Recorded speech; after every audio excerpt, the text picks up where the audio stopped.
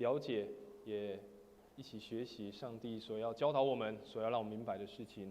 在我们开始来分享之前，我们再一起来做一个祷告。亲爱的父神，感谢你，在今早你引导我们来到你的圣殿当中，一起来敬拜你，来赞美你。主啊，这是何等大的感谢，让我们有这样的福分，可以认识你，成为你的儿女，也可以来到你的面前，与你建立美好的关系。主啊，求你带领我们在今早的礼拜当中，透过你的话语再一次更新激励我们，也透过你的话语再一次来对我们说话，使我们的生命得着更新改变的力量。主啊，帮助每个弟兄姐妹，让我们也透过今早的礼拜，我们享受与你同在、亲近美好的关系。将我们今天早晨的时间，也将每一个弟兄姐妹的心交在主你的手中。我们这样祷告，奉主耶稣基督的圣名来求，阿们。今天要跟大家一起来分享，这个一起来做礼拜这个系列的第5讲啊。之前有几次跟大家在分享说，我们为什么来做礼拜？做礼拜当中这么多不同的程序，它有什么样的一个意义？它有什么样的一个信仰的内涵？在过去几次我们有分享，我们为什么在礼拜当中我们要一起来赞美？我们为什么要敬拜？我想透过这些分享，透过这些信息，特别我们从上帝的话语当中，让我们去了解，我们为什么要花时间在这个地方来做礼拜？我们为什么要花我们的时间在这个地方来参与主日？我们大可以在这个时候选择出去玩、出去吃东西，选择在家里休息。但我们为什么要在这个时候分别我们的时间来做这些事情？今天牧师要继续跟大家来分享为什么礼拜。但今天我们要一起分享的主题叫做真实反省的悔改。其实悔改这个东西，在我们的主日礼拜不是那么的明显被我们看见，我们也没有特别说有一个礼拜程序叫做我们要一起来认罪祷告，或是我们要一起来悔改，或是我们一起要做什么。这个在我们的主日礼拜好像没有一个那么明显的程序，让我们可以去理解，在礼拜当中其实有一个非常重要的意涵，有一个非常重要的部分。首先我们先一起来想一件事情，是我们为什么每周都要守主日？我们每个礼拜都要守主日，到底什么叫守主日？如果从圣经来看，当耶稣他在被钉十字架之后，从死里复活，在7日的第一天，他复活，而相信耶稣基督的人就把这一天定作是一个主的圣日，而相信耶稣基督的人就利用这一天，大家聚集在一起来纪念，也来庆祝耶稣基督复活的好消息，以及对于我们每一个人的重要性。但是我们要了解，其实另外一个角度来看，我们每一个礼拜，我们不是说这是一个纪念耶稣的主日礼拜，或者说有人说这是欢庆礼拜，是一个很开心的一个礼拜。但我们要知道，另外一面的意思就是什么？是因为耶稣因着我们生命的过犯，为我们钉十字架，透过他的生命所换取来的。当我们在这边说欢庆礼拜，或者说我们说纪念耶稣的时候，为什么？是因为耶稣因着我们的罪钉在十字架上，从死里复活，所以我们说这是主的圣日，所以我们在这里做礼拜，做主日的礼拜。所以每当我们做主日的时候，特别是主日礼拜，我们回到上帝的面前，也让我们再一次的思考，我们带着什么样的一个心态来？觉得我今天有来礼拜哦，那上帝应该给我拍拍手。我今天有来礼拜哦，上帝应该觉得我很棒，我是一个很棒的基督徒，我今天来参与礼拜。或是觉得我有出现了。但我们换另外一个角度想，其实每一次来到主日来参与这场礼拜，如果我们从刚刚的这样的一个角度去思想，我们有没有再一次把我们的软弱，把我们生命的需要，把我们生命所缺乏的，再次带到上帝的面前？别忘记这个主日的存在是因着耶稣为了我们的软弱，牺牲自己，钉死在十字架上，死里复活，我们因而纪念这个主日。那每一次我们来礼拜，我们有没有再一次的思想，把我们的软弱，把我们生命当中的过犯带到神面前，并且再一次的跟耶稣经历从死而复活这样子的恩典？所以每一次的礼拜，当你等下回家，你也想一件事情：今天的这场礼拜，不论是透过哪一个程序，可能不是透过牧师的讲道，可能透过刚刚的献诗，透过刚刚敬拜赞美，或者是任何一个程序，再次去想，我在这个过程当中，我有没有经历到生命的更新？我有没有经历到死而复活？我有没有经历到生命的转变？所以每一次的主日，每一次我们在这里聚集，不单单只是时间到了，所以我来，这就是礼拜天嘛，10:50我就该出现在这里，我习惯了，并不只是这样而已。更重要是我们在这个地方也重新更新我们的心思意念，调整我们生命的步伐。所以之前最一开始牧师在跟大家分享我们为什么做礼拜的时候，牧师有分享一段经文，从以赛亚书的第6章，他讲到了我们为什么做礼拜，或整个礼拜我们做礼拜这么多程序的原型。其实说认真的，如果你是从小就是基督徒的，你可能从小做到大，或许有些你觉得哇，为什么这个时候我要做这些程序？特别如果你是刚受洗，或是你第一次来教会了，你可能也会有很多疑惑啊，为什么这个时候要站起来？这时候为什么要做这些事情？但其实上次牧师在跟大家一起分享这段经文，讲到这个有很多礼拜的元素，其中有一部分我们刚刚大家一起读到的以赛亚书第6章，他说什么？这个先知以赛亚说啊，我完了，为什么完了？我惨了，为什么惨了？他说，因为我嘴里的每一句话都不洁净，我身旁的人嘴里每一句话也都不洁净，而且他又说，我亲眼见到了这位君王、上主、万军的统帅。OK， 所以你看到以赛亚是带个什么心态？他说：哇，糟糕，我见到上帝了，我来朝见上帝了，我来敬拜上帝了。但是我是一个不那么完全，我是一个有缺乏的，我是带着软弱的，我是有失败的。但后面你看到上帝一个很棒的恩典，他差派他的使者撒拉弗，他怎样拿火炭，夹取那个火炭，碰到这个先知以赛亚的嘴唇，说什么？这块红炭触碰到你的嘴唇，你的过犯就消除了，你的罪被赦免了。以至于后面有一段经文，以赛亚就说：上帝说，谁肯为我去？以赛亚说：我肯为你去。他生命得到改变了，生命得到更新了，不大一样了。所以每一次来到礼拜的时候，让我们去想，我们来朝见上帝哦。其实我们来朝见上帝哦，虽然好像看不到，对不对？好像没有看说一个实体的上帝在那边，但不要忘记我们是来朝见上帝的。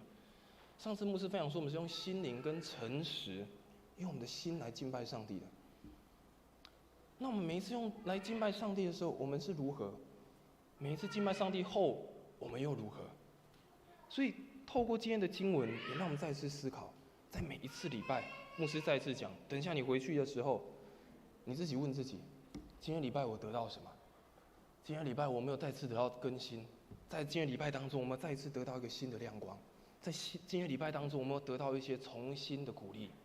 所以接着，我们透过为什么来守主日这件事情，我们继续接着来看。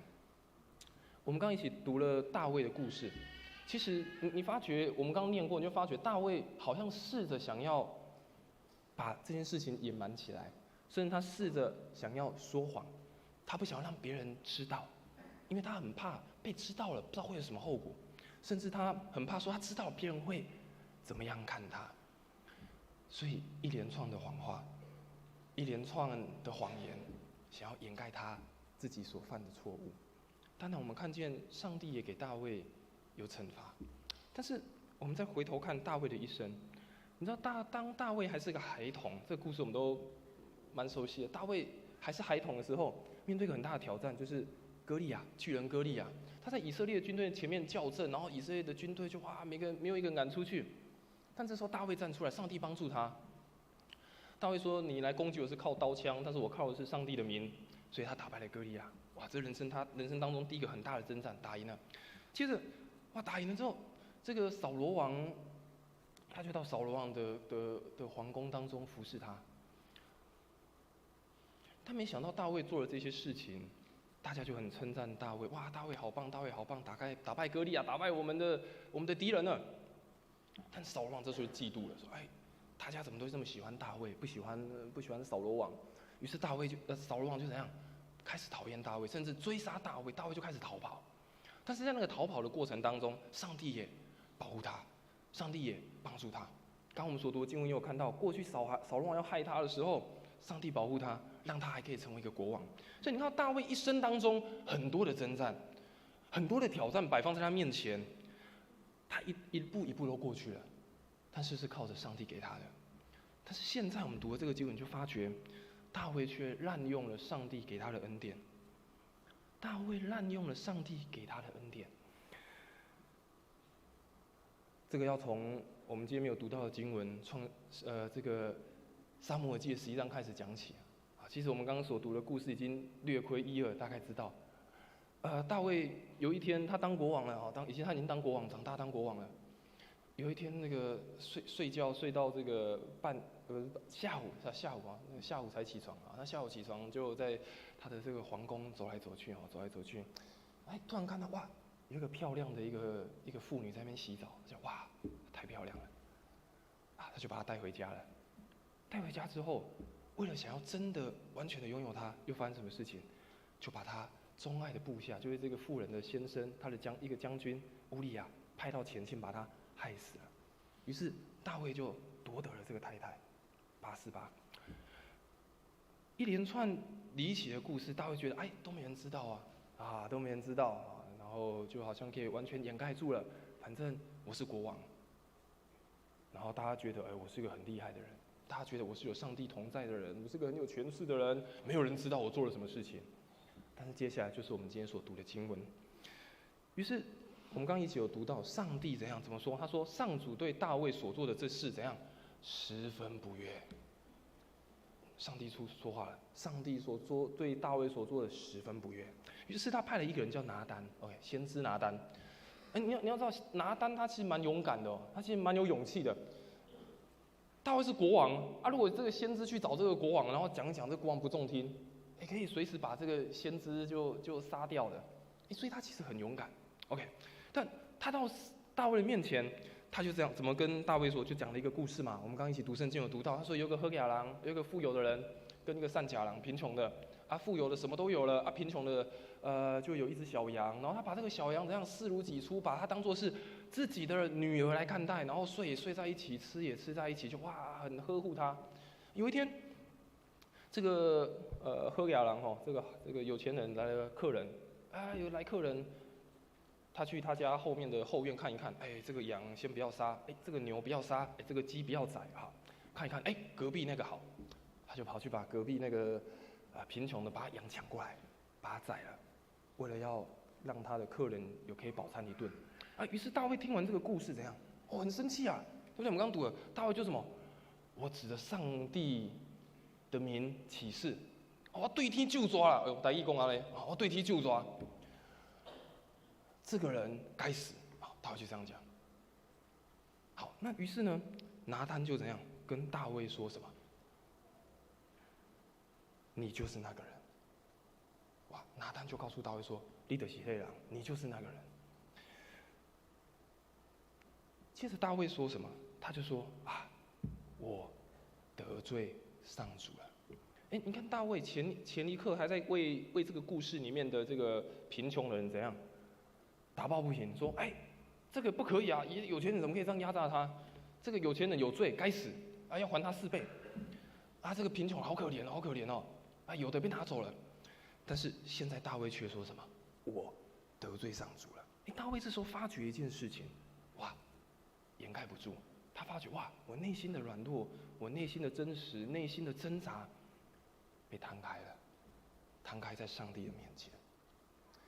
我想大卫这样一生征战的故事，不论是面对巨人、面对权势、面对外在的挑战，或者是他现在所面对内心的挣扎、面对内心的挑战，我想这不是一个故事而已哦，不是我们看那个圣经的故事，然后看一个比喻，然后就觉得哎，这个人好糟糕哦，啊，这个人不会像，不可能不是我了，我才不会这样子嘞，不是一个故事而已，有可能很真实的发生在你，发生在我的身上。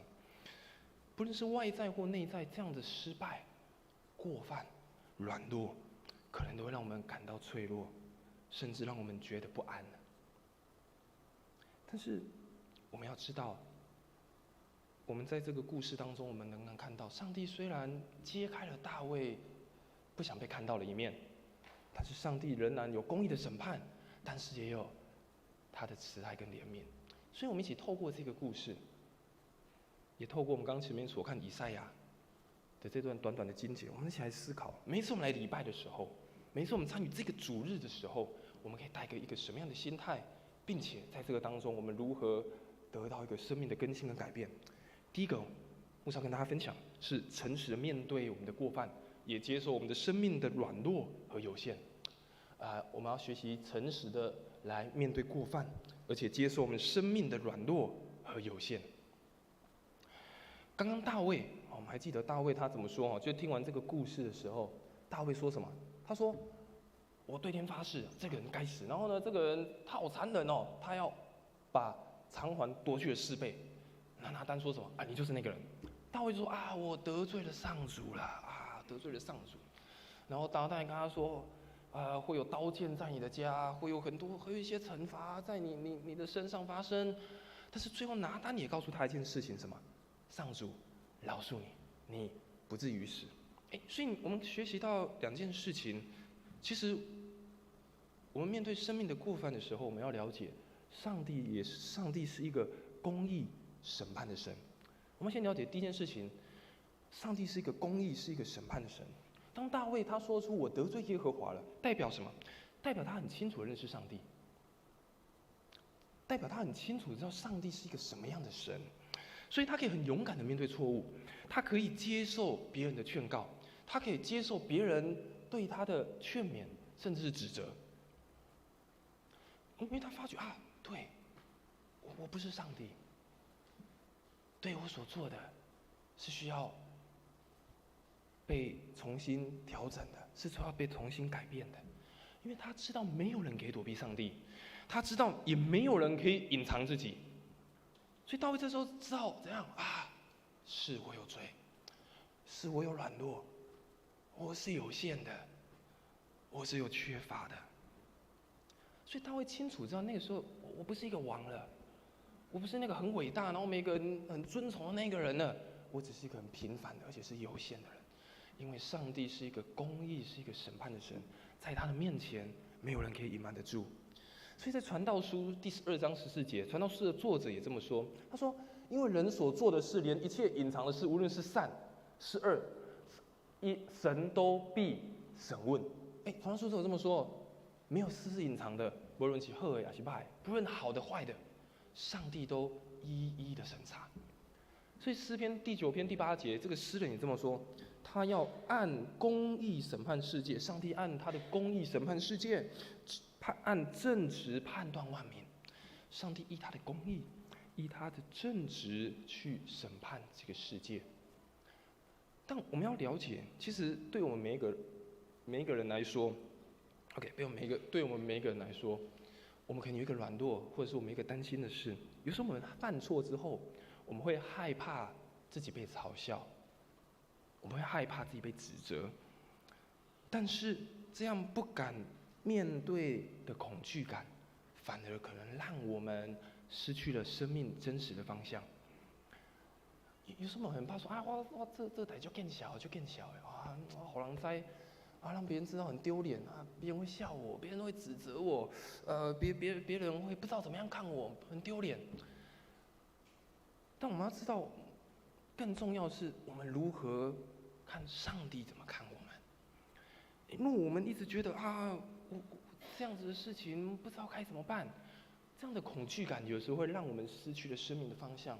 这样的恐惧感有时候可能耽误了我们生命继续前进的动力。大卫在诗篇32篇，他这么说：“他说我闭口不认罪的时候，终日哭泣，身心疲乏。上主啊，你日夜惩罚我，我精疲力竭，像水汽在圣楚中蒸发。于是大卫说：我向你承认我的罪，我不隐瞒自己的过犯，我决意向你陈明一切，你就赦免我所有的罪。”大卫他很真实的说一件事情，他说什么？我闭口不说的时候，他觉得我不要给你们知道嘛。但是你看他内心是什么？很煎熬他内心很挣扎甚至很害怕。闭口不说，他终日哭泣，马赛就吞到巴兜来啊，自己眼泪往肚子里面吞，然后身心力竭啊。但是你看最后他说，于是当他敞开，跟上帝承认他生命当中的软弱、生命的过犯时，他说：“我不再隐瞒，我决意向你陈明一切，你就赦免我所有的罪。”所以第二件事情，上帝是公义、是审判的神，但是他也是慈爱、怜悯的神。我们要知道，上帝也是慈爱、怜悯的神。当我们面对我们生命的软弱、有限时，上帝也仍然是怜悯、慈爱的神。拿当回答说什么？上帝饶恕你，你不至于死。好，当然他讲了很多审判的事情，对吧？大卫有做错，还是有要他付上代价。但是拿单这样回答他，所以大卫也认识到一件事情：上帝是一个有慈爱、有怜悯的一个上帝，所以他可以很坦然无惧的来到神的面前，大胆的来到上帝的面前，来面对自己的过犯。他不再隐藏了，他不再终日哭泣、身心疲乏，然后所有的恐惧、所有的害怕自己承担。他再次大胆来到上帝面前，神啊，帮助我。所以在约翰一书1章9节，这个作者也这么说：如果我们向上帝认罪，他是信实、是公义的，他要赦免我们的罪，洗净我们所犯的各种过错。上帝是什么？信实、公义的神。我们若愿意在他面前承认我们的软弱，承认我们的不足，他洗净、赦免我们的罪、我们的错误。所以认真讲，不只是这个很伟大的大卫遇到这样的事情，对吧？我们看圣经就哇，是个国王，很伟大的人会做这样这件事情。其实对我们每一个看为更平凡的人，我们也一样是遇到这样的事情。所以这件事情，不论是你看为权势高、地位高，我们会遇到，或者是我们认为我们是个平民老百姓，我们也都会遇到。所以我们很诚实的去面对自己，不要在乎别人怎么看，不是别人怎么看，或是别人怎么定义，再重要是上帝怎么看。在奥地利首都维也纳，那里有一个很特别的教堂，它叫加布遣会的教堂。那这个教堂，它的地下室这个礼拜堂的地下室是专门在埋葬这些皇室啊、国王啊他们的家族的皇家墓穴。那在这个墓穴、这个礼拜堂，它有一个很特别的一个告别礼拜他们每次这些国王或是这些贵族他们要举行礼拜的时候，都有一个很特别的仪式。OK， 我们来看这个仪式是什么。这个送葬队伍很长 ，OK， 然后就很多人都要去送这个国王最后一程。送葬队伍前面会有一个领导人，那他就会走到教会的门口，之后他就会怎样呢？敲门，好，敲很大力，然后很大声，里面的赶快开门，啊，就这样敲门啊，赶快开门。但是里面的人却小声的回答说什么？我好像听到人在讲话，不知道是谁敲门啊，里面就小声的回答。那这个带领者会再大声喊说，这个是某一任的国王。他现在蒙主恩召去世了，他要来这个教会举行告别式，赶快开门。好，之后里面的人一样小声的回答，说什么？谁呀？我们没有听过这个什么国王啊，他可能走错地方了，我们不认识这个国王。于是呢，这个带领者这个队伍的带领者，他就只好碰了这个一鼻子灰，就跑回去跟王室成员再讨论一下。第二次呢，他又再次到这个教会的门口，然后再一次敲门。但是第二次敲门的时候，他就没有敲那么大力，他就小力一点了，就小力一点。好，第二次声音也小声一点。好，那这个时候换里面的人，他就用大一点的声音说什么？我听到有人在敲门哦。请问是谁在敲门？于是这个送葬队伍的第一个人，他就轻声的说：不好意思啊，不好意思，我刚太大声了哈，不好意思。刚来敲门的呢是某一任国王，他做了很多伟大的事情，对国家有很棒的贡献，很多人喜欢他，爱戴他。他现在蒙主恩召了，安息主怀，他要来这边举行告别式，拜托你开门。那于是里面的人一样用稍微大声的声音说什么？谁啊？这个国王没有听过啊，他做什么伟大的事情啊？谁很爱他？我不知道。我不知道他做过这些事情，请你们到别的地方去吧，不要在我们这里。哇，怎么办？怎么办？于是这个带领者他又再跑回去啊，跑去再跟这个王室的成员讨论。于是第3次，他又回到这个礼拜堂的前面，再一次小声的敲门，啊，敲了很小声。于是这个时候换里面人大声说：“我听到有人在敲门，是谁在敲门？”于是这个带领者他用非常微弱的声音说什么：“不好意思，这次来敲门的呢是一个有罪的人。现在他去世了，他安息主怀。我们想要来借这个教堂，我们要办一个弥撒，我们要办一个礼拜，寻求上帝的宽恕，寻求上帝的怜悯。”于是这个时候，这个里面的人呢，他就高声的说：“好，来人啊，赶快开门，让大家都进来参加这个礼拜。”好，你看到这个很特别的仪式当中有什么样的差别？有什么区别？一开始这个队伍，前面那个人说什么？这是一个很伟大的国王哦，他来这里哦，赶快开门哦，我们就要用这个地方，他是伟大的国王，你应该给他用啊，他做很多事情啊，你给他用啊。里面人说什么？我们认识他是谁啊？后来到最后发现什么？变成里面的人很大声的说：“这个人是谁？”外面的人说什么？他是一个有罪的人，他是一个有缺乏的人，他是一个平凡的人，他来这里寻求上帝的怜悯，寻求上帝的宽恕。其实认真思考，当我们的生命跟上帝真实的面对面，或者每次我们来参与礼拜的时候，如果我们觉得我们带着一些重担，带着一些生命的问题，无论我们怎样寻求上帝的赦免跟怜悯，寻求他的帮助，除了谦卑在他面前，没有其他的方式。如果我们没有谦卑在他面前，没有其他的方式，而生命当中真的最有力量的、最有能力的人，是愿意认真在神面前反省悔改的人，而不是看着自己哇我多伟大，哇我用多少的外表装饰自己。所以非常出名的一个神学家，他也是一个牧者，他叫卡尔巴特，他说一句话，他说：“当我们谈论我们的德性时，我们是竞争者；但是当我们承认我们的罪过时，我们就成为弟兄姐妹。”他在说什么？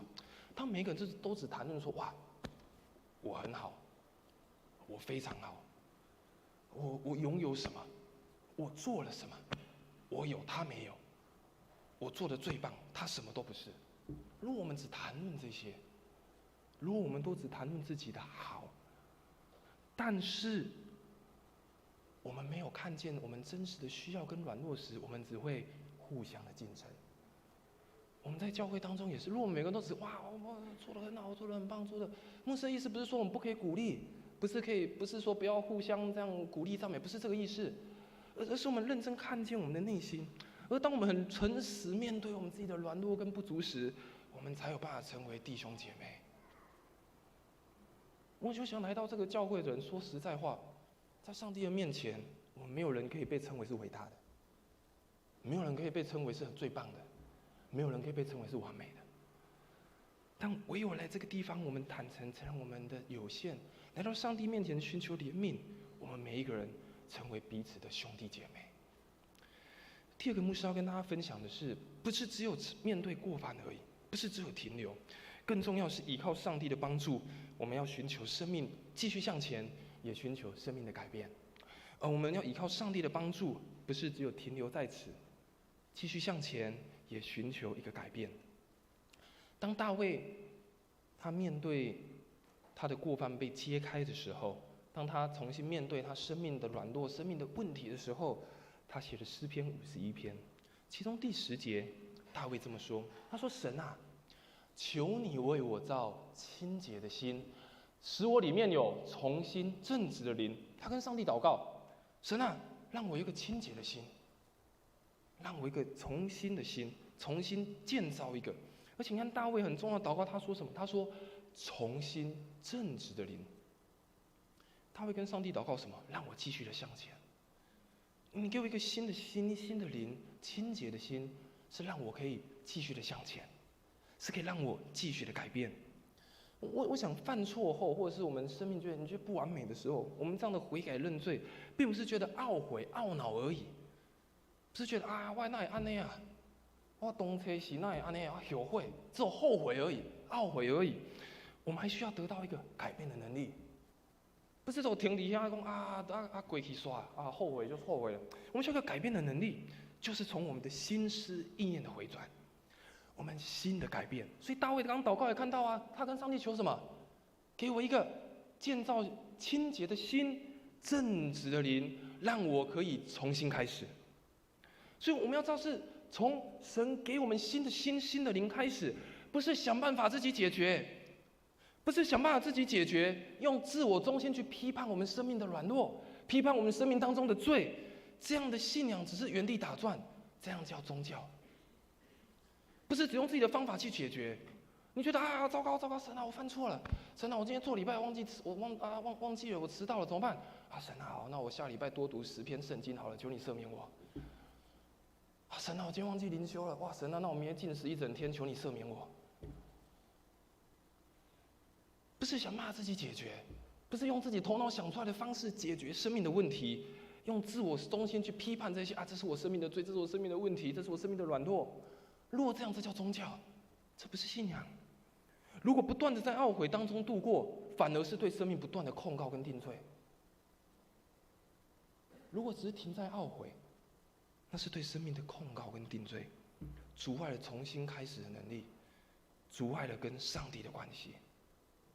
你知道，特别人还有一个很特别的，当你在懊悔、在控告、定罪当中，还有一件事情会出现，就是会产生羞耻感，甚至你可能对自己说：“我不够好。”我就是这样，上帝可能不爱我，以至于就不敢面对真实，犯错不敢面对真实，不敢再对话，不敢再面对生命的真相。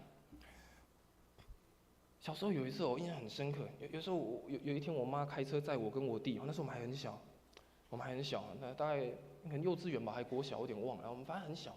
然后我妈开车载我们，然后我跟我弟坐在后座，然后那个年纪的小朋友就很开心嘛，然后就我跟我弟打打闹闹啊哈，你知道有在开车你就知道，其实如果后座员在吵，有时候很难专心，对不对？很难专心。所以于是我妈就转头骂我们两个，说哎安静一点，我在开车啊。于是我跟我弟就这样啊，我们就小声一点。结果过了一下，那小朋友嘛就又玩起来了，我妈就很生气啊，然后再次骂我们，于是我们就很安静，我们就不敢讲话了。OK， 于是我们要回家的时候，回家了，就上车了嘛，要回家了，就开到一半，我妈突然觉得不对劲哦，这两个孩子怎么突然那么的受教啊？听那个妈妈的管教，突然怎么那么安静呢？突然我妈回头一看说哇，糟糕，车上只有我弟而已，我没上车。我妈就跟我弟你怎么没有讲啊？我弟说哎呦你刚骂我，很害怕，我不敢讲话。我没上车，你知道吗？我妈也没发现，我弟也没讲，就是这样。那次刚好是我妈跟她同事聚餐，后面我妈的同事骑摩托车在后面追我妈的车，你知道？所以你要知道，有时候当我们面对生命被指责了，被责怪，你可能觉得我就不敢讲了，我就不敢去面对了，就觉得哎呀糟糕被骂了，我是不是不够好，就不要讲话了，我就被留在那里了啊！所以我们要知道。如果我们没有得到一个改变、重新的力量，重新面对生命的真相，阻碍我们重新开始，可能也阻碍我们跟上帝的关系。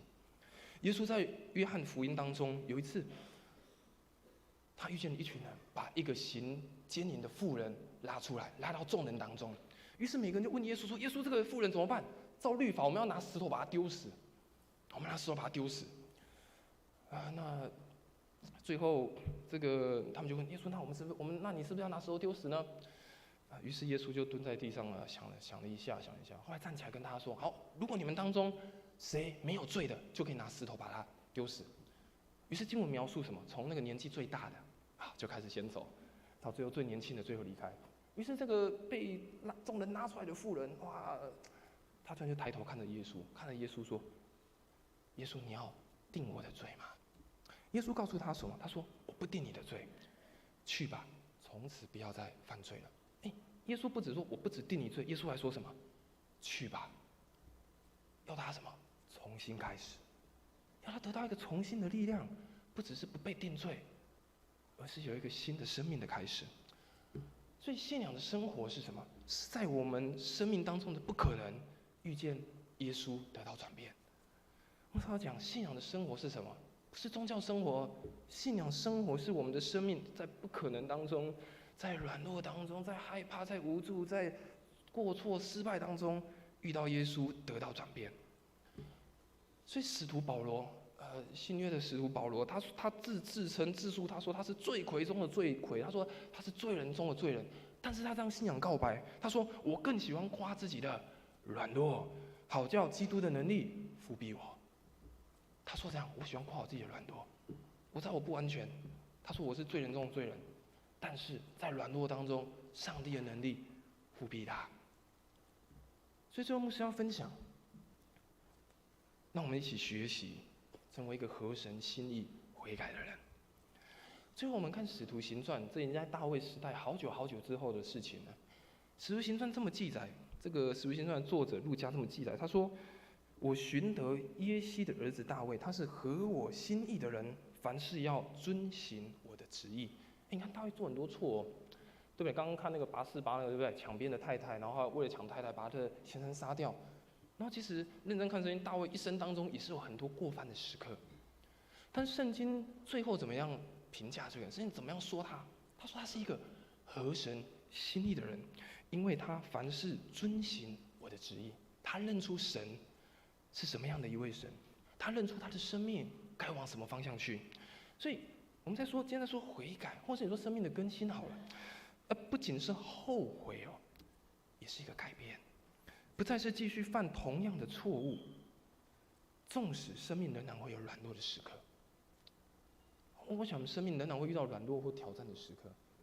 OK， 牧师也会有软弱的时刻，牧师也会有遇见挑战的时刻。但是重要的是，我们重新愿意去面对，把生命的焦点聚焦在上帝的身上，这是非常重要的一件事情。所以最后，牧师分享，信仰最真实的福音和恩典，是跟上帝联合在一起。真正的福音，真正的好消息，真正生命的更新，是跟上帝联合在一起，不是只有相信。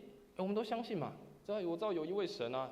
刚敬拜赞美诗歌也唱哦，有一位神哦，哇，这位神怎样怎样，好，很多的属性，很棒，值得我们称赞。我们知道有一位神。不是只有相信而已，或是知道而已，而是更清楚的知道生命的软弱、生命的失败、生命的罪，只有透过耶稣能解决。如同为什么来庆祝欢庆主日、来守主日，就是因着耶稣为了我们的罪钉在十字架上，从死里复活，让我们得以在这里与他欢庆，同死同复活。所以愿上帝赐福我们每一个人，透过每一次的礼拜。我想也不一定你在信息当中，在讲道当中，你得到生命的更新。牧师刚讲，你可能在奉献的时候，在献诗的时候，在敬拜的时候，在任何一个环节，你可能都体验到生命的更新，在你生命的软弱得到刚强的时刻。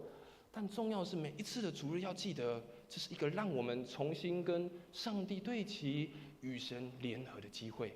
愿上帝赐福我们，让我们一起学习深刻的反省。在上帝的面前，也成为合神心意的人。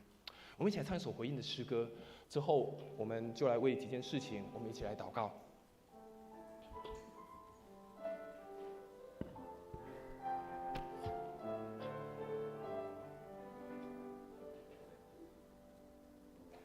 耶稣，你如此爱我，背负我的罪，使我洁净。